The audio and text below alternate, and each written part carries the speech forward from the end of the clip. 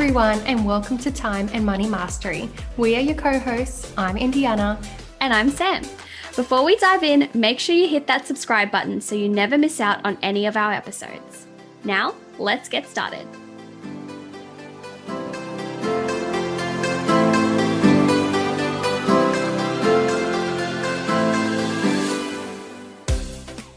Hello everyone, and welcome to another episode of Time and Money Mastery. Today you have both of your co-hosts on an episode. So I am Sam. I'm Indy.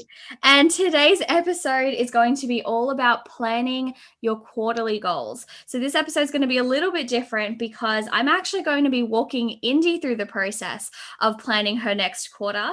And so if you want to grab a pen and paper, your journal, your calendar, whatever it is you use to organize your life, and join us for this process, you can go ahead and do it with us, or you can come back and listen to it at another time when you've got all of this information under your belt so you can plan an incredible quarter two for 2021. So Indy, how are you feeling about planning your goals for the next quarter? Are you excited? Yeah, I'm super excited. It's a little apprehensive because, I have such big goals and I'm like, oh, how the hell am I going to get to them? But I know you're going to walk me through it because you are a guru. And yeah, I'm so excited. I love that. I'm so excited too. And I totally relate to that feeling of feeling completely overwhelmed by big goals. One of the, symptoms of being a big dreamer is that a lot of the stuff we want to make happen can feel unbelievably overwhelming. So planning quarterly goals, I've found personally has made the biggest difference in my life. I've had an incredible quarter one for 2021. And so I'm excited to share that with you, share that with our listeners, and for all of us to have an incredible quarter two.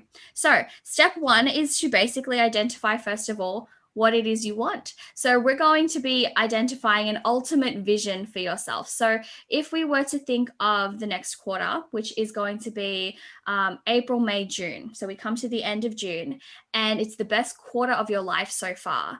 Describe for me some of the things that would have happened to make it that way.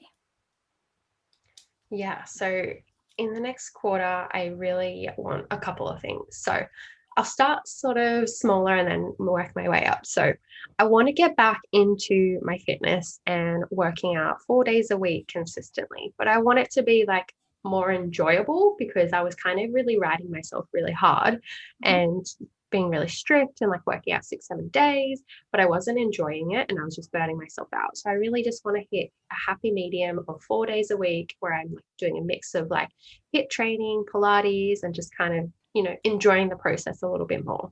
Love it. And then I would really like to buy a house if I can.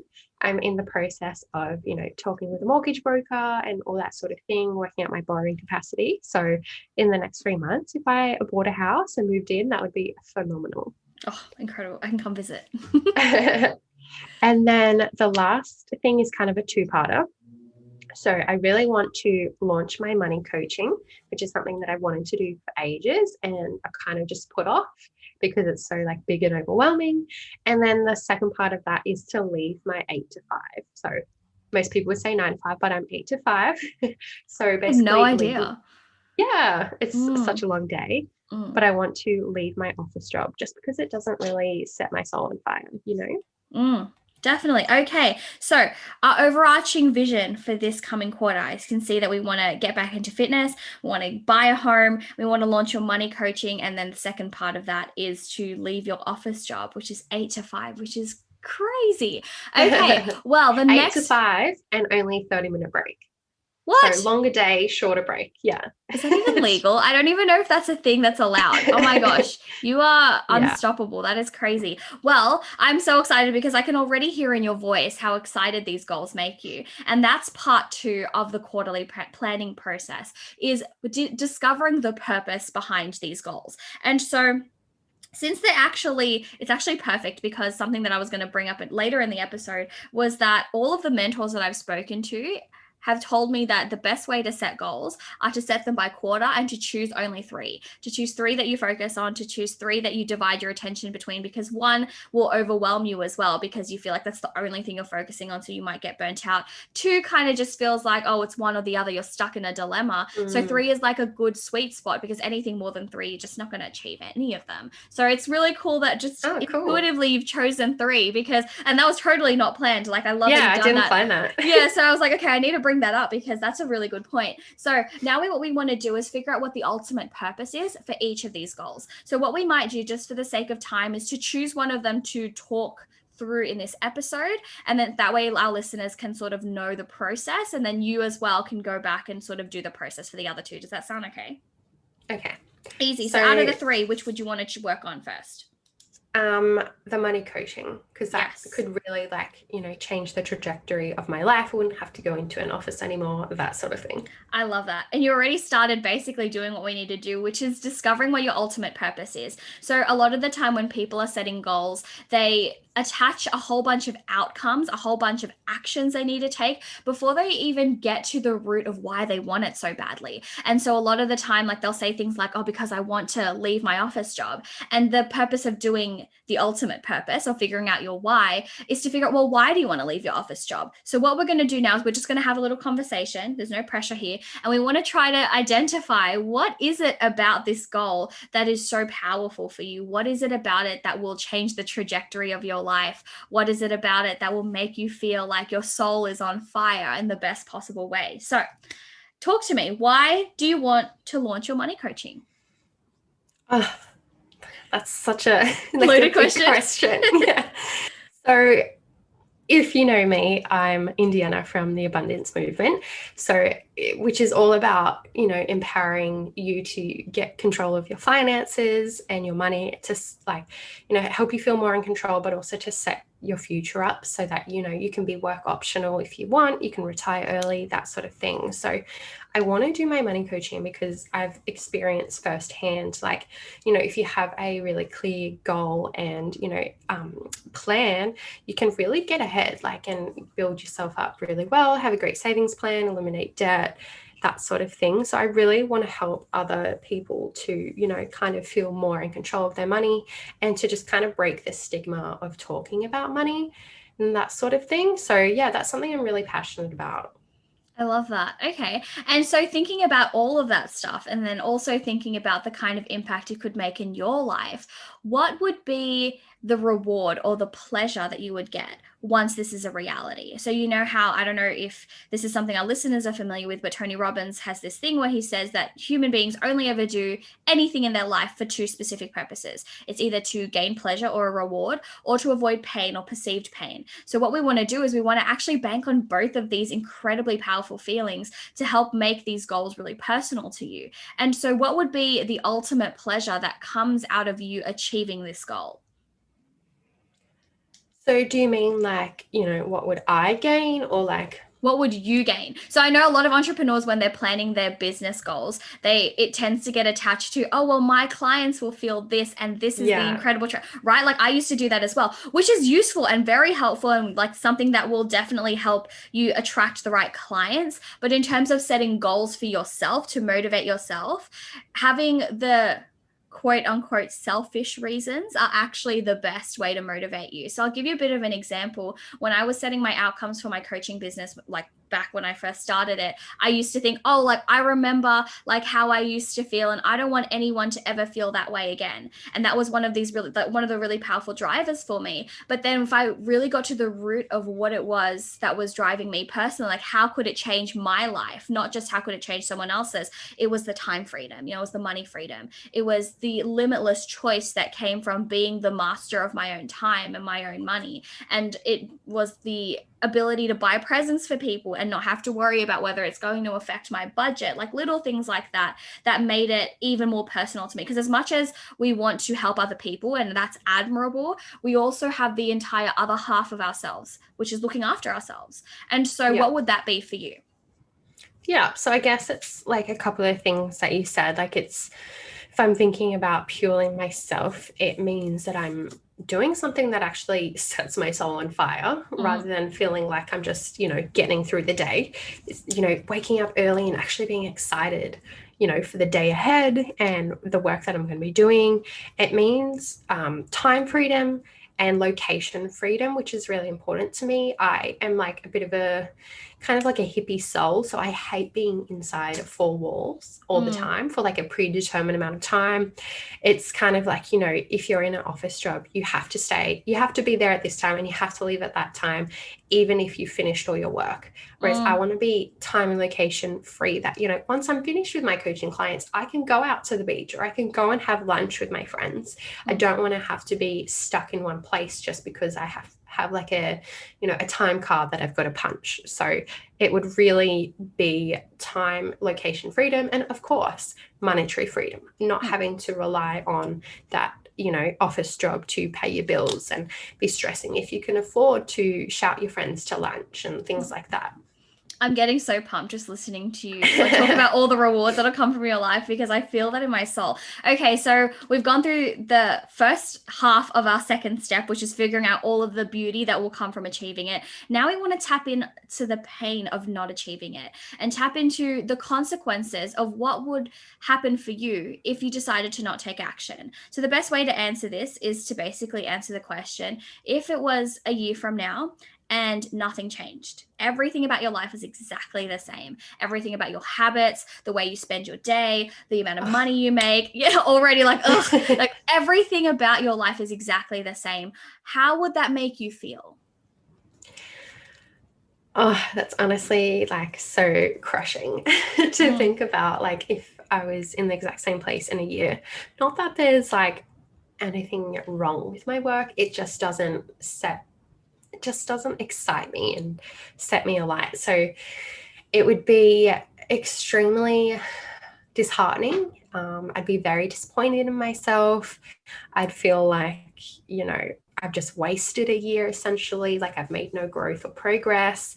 And I guess I would probably at that point just feel like, okay, well, this is as good as it gets, and just kind of accept a life of mediocrity, which is just goes against everything that I value.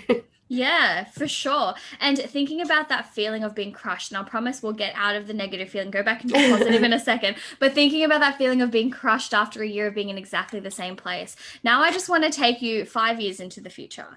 So it's what's 2021, so it's 2026, and you and I are approaching 30, and right, and everything is exactly the same. Where you live, how you spend your day, who you spend your time with, the amount of money you make, the impact you make, everything is exactly the same. How does that feel? I have an anxiety attack. Oh my gosh, no, be okay right now, please. I don't want to send you into a spiral, but that's exactly the kind of feeling, as soul crushing and as suffocating as that feeling can be. And I'm feeling that with you, like being here with you. It's actually such a powerful feeling, because see, people get motivated by different things, but at the end of the day, pleasure actually motivates people a lot more in general. But when we're stuck in a state of complacency, sometimes we need that kick up the butt, the incredibly crushing feeling to basically slap us in the face and say, hey, if you keep going the way you're going, you're not going to get where you want to go. And so for our listeners out there, those were the first 2 steps. Number 1 is identifying what is your ultimate vision, figuring out what are the goals that you want to accomplish for the next quarter. And note that I said the next quarter. It's not like the next year or the next 3 years. We're not looking for, I want to be a millionaire in the next 3 months, unless, of course, you're already on your way there. We're looking for the smaller, tangible goals that are well within our reach, that are realistic, but are also big enough that they're still stretching us. So we've done vision, we've done purpose. So basically, what rewards and pleasure will we get, and what pain are we avoiding? The next step to this is identifying what are all of the actions that we can take to make this goal a reality.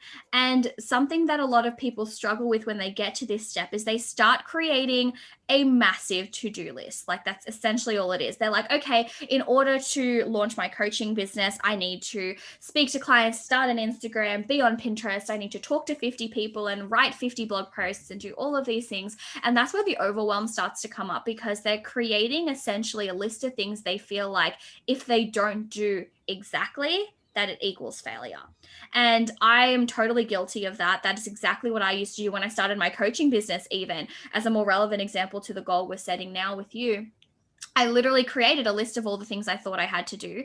And while that was helpful to make sure I didn't miss anything, it wasn't so much like, okay, these are the things I have to do as I'm building my business. It was that these are the things I have to do before I even tell anyone that that's what I'm doing. And so it kind of felt like there was so much pressure to make everything perfect before I got it out there. And so this is why this third step of creating a menu instead of a to-do list is so helpful. So basically, the way that I tell my clients is when you go to a restaurant for the purpose of satisfying your hunger, you don't look at the menu and think that you have to order every single thing in order to satisfy your hunger. Sometimes you can just do one thing. Sometimes you can order 3 things. Sometimes you need 5 things, depending on how hungry you are. But no one would ever expect you to walk into a restaurant because you're hungry and then eat everything on the menu, right? And so that works exactly the same way with our quarterly goals. Is what we want to do is create a menu of items that you can choose to do to help you get to your goal. But they're not things that if you don't do, success is like, oh, failure is guaranteed. Does that kind of make sense so far? Yeah, like, wow, I never thought of it like that. I think that menu analogy is really good because it's like, if you just sit there and write out every single task possible, like you're going to overwhelm yourself, but you're never actually going to get there. Yeah. And it's a good way to think of it. Like if you go to a restaurant, like if you ordered everything possible, there is no way you could eat it. You would never finish it. So it's the same sort of thing. So how do you know, like, if you do say like a brain dump of like everything you could do, how do you then know which ones are like the most essential to focus on so you don't overwhelm yourself? Yeah, for sure. So Dean Graziosi, who's one of my mentors, who I hope to meet one day in person, He's so cool. He's amazing. I love him so much. And one of my goals is to get him on this podcast. We're going to make it happen. But anyway, one of the things that he says is to find out what the needle movers are, which are essentially the things that kind of like in a compass, the things that make the most difference. They have this thing where they say, what are the 20% of actions that will get you 80% of your results? And honestly, deciding what those actions are can come with practice and experience, but it can also come from asking from advice or identifying who are the people in my space that have already achieved what it is I want to achieve, and what were the initial actions that they took that made the biggest difference. So for example, when I first started my business, I had no idea that trying to get 1,000 followers on my Instagram account was probably not as helpful as, I don't know, setting up my email newsletter, for example, because as a newbie in the business, I had no idea the value of an email newsletter. I loved my emails. Like I'd check my emails daily, but it never occurred to me that would be more important because as a lay person or as a beginner, I would spend more time on Instagram. That just felt like it was more important. But then by exposing myself to people in the space, everyone told me that email newsletter was more important than Instagram, every single person. And so I would have spent equal, if not more time on Instagram than I was on my email newsletter. But the results that I could have possibly gotten from them were skewed. So if you want my advice to try to figure out the actions that will make the most difference for you, other than like looking to see what everyone else is doing and gaining expertise and advice, is to think about the result that would come from doing that. So for example, if you were trying to choose between setting up a website and talking to people directly through Instagram to get clients, to sign like 5 clients, and you wanted to choose which one was more important. If you were to take that action, you would ask yourself, what is the result that would come out of it? And out of those, and you compare the results as opposed to comparing the tasks. Because a lot of the time we try to figure out what task is more important to me. But at the end of the day, it's not the task that's important anyway. It's the result that we get out of the task. And so my advice to you and to our listeners would be, in order to choose what's most important, in order to prioritize, you would figure out what result you get. Best case scenario, what result you would get. And out of those 2 results, what would be the best? And then also on the flip side is to think about what is the worst case scenario. If you don't get the results that you're dreaming of, but you still got something, if you compared the 2 worst case scenarios, what would be the better out of the 2? Because sometimes, things don't always go to plan, and we can't assume that our best case scenario will always happen. But even our worst case scenarios, you can get a lot out of, and you can learn a lot from it. So out of the 2, if you failed at both of them, which failure would be most beneficial for you? Does that kind of make sense? Yeah. So it's kind of like, it's good because it kind of takes the pressure off it. It's just like, comparing those two things. So if we were to take that example, like comparing, getting 5 clients or creating a website, like the results, well, one gives you actual paying clients and one just gives you a website. So it's pretty clear when you look at it like that, which one's more important. Exactly. And honestly, I probably would have gone for the website because it's like busy work. It makes you feel like you're achieving something, but in reality, you're not. Yeah. You're better off investing that same time into actually speaking to people and getting started rather than like kind of procrastinating. Exactly. And the great thing about that is that if you take it a step further and you're like, okay, once I have 5 paying clients that come from speaking to people on Instagram DMs, like what can come from that? You get 5 testimonials. If at the worst you get 1 testimonial, or at worst you get experience and no testimonial, but you can then, when you do create your website, the information you can put on there is I've helped women or I've helped clients actually achieve these results, as opposed to I am a coach who does this. Like you're coming from a place of authority because you've actually done it already. And so, and like in saying that, like someone might have thought that the website was more important, and maybe it is for them, but what's important is being able to identify what's important for you. And it's very clear hearing you speak about it that you already know the benefits of, say, looking for clients as opposed to, starting the website. Okay. So let's keep powering through. Step 1 was figuring out our vision. Step 2 was figuring out what our purpose was. Step 3 is creating a menu of items. And step 4, which is the next step, is to identify like the milestones that you are going to go through. So basically within a quarter, you've got your 3 months, and within your 3 months, you've got roughly 30 to 31 days. That's actually quite a lot of time. So a lot of people tend to set monthly goals, but 30 days, while it can feel like a lot at the beginning of the month, can actually disappear from you unbelievably quickly. Everyone has other things going on. And a lot of the time when we're setting goals, it's not like we're setting a goal and that's the only focus we have on our entire life. So by being able to spread it out over the course of 3 months, it makes it a lot easier to see, okay, well, if I have a really busy week at the beginning of month 1 in the quarter, I don't have to beat myself up because I have 2.5 months, 2.75 months to keep going. So step 4 would be to look at the menu of items. Once you've identified which are the most important and which you're going to prioritize, is to start actually scheduling them in, to literally open up your digital calendar, open up your day planner, open up your weekly planner, wow, whatever it is that you use, and to actually input the tasks that you want to do into the calendar. And the great thing about this is that because you're looking at a 3-month glance as opposed to 1 month, you have so much more space to put tasks in, because a lot of the time people would write 50 tasks to do and they'd have 31 spaces. Like there's not enough space at all. But now instead you have 90 spaces and 50 tasks to do. And even then, like you'll be able to see which are the most important out of the 50. So you'll actually have a lot more time to work on these goals without putting that pressure on yourself, because our limiting beliefs take up so much time. If we remove that from the equation by allowing ourselves more time, you actually save time. Does that kind of make sense? Yeah. And I think it's a good way to look at it, because it's kind of like when I think about my life especially, and I know you're the same, we are so busy. And it's kind of like you look at this menu of tasks and you're like, how the hell am I going to fit these in? So it's really good to, rather than just like I would just obsess over it and be like, okay, I don't have time. When am I going to have time?